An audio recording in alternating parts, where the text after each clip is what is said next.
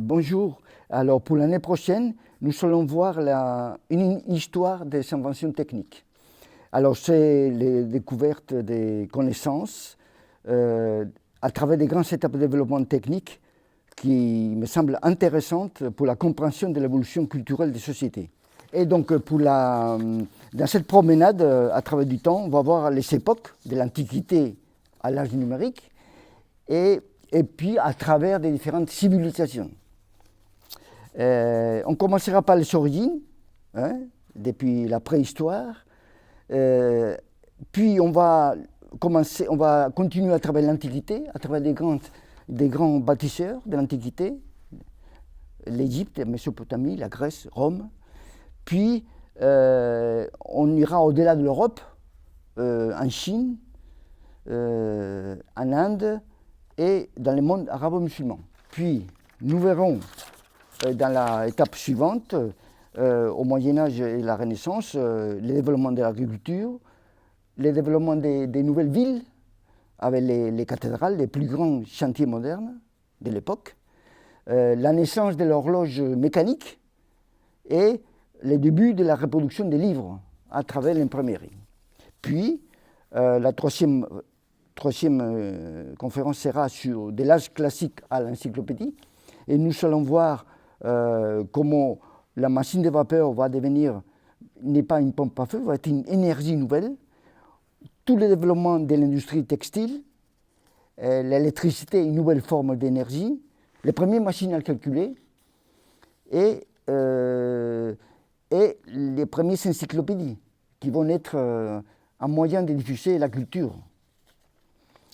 Dans le quatrième, nous verrons la civilisation industrielle, dans laquelle on va voir le développement de l'énergie hydraulique, la trilogie fer, fonte et acier, qui va être très important pour le développement culturel et industriel de l'époque, la naissance de une industrie chimique, les transports à travers des signes, comme la télégraphie ou le téléphone, et puis les premiers usages de l'électricité, avec les premiers calculateurs.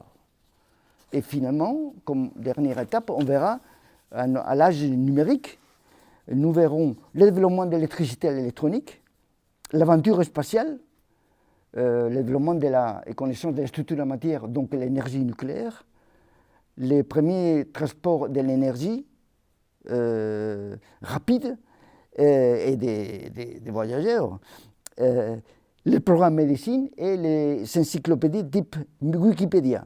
Et nous conclurons par les techniques de l'époque qui vont être complexes, comme à travers du drone, qui va mélanger différentes techniques de télécom électronique.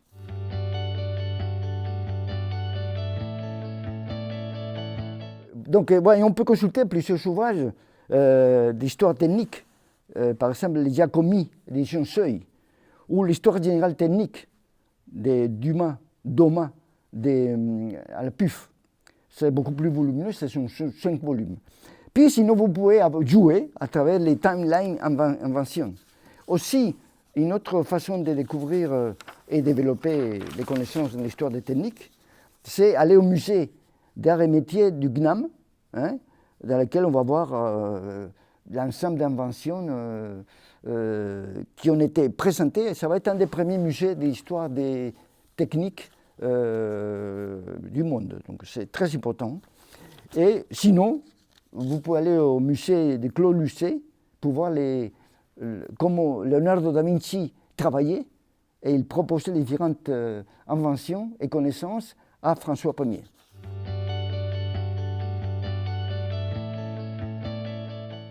Voilà, que vous voyez un peu comment l'importance des techniques, et techniques étant l'implémentation des sciences, développe la culture humaine, comme c'est nécessaire pour nos sociétés, et pour les actuels et pour les futurs. Donc vous verrez que c'est l'histoire, et comme l'histoire nous aide à comprendre l'évolution de ces techniques.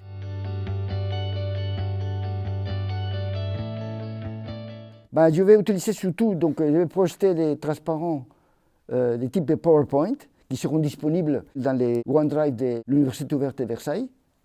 Merci beaucoup pour votre attention et j'espère que vous serez nombreux à assister à ce cycle de conférences.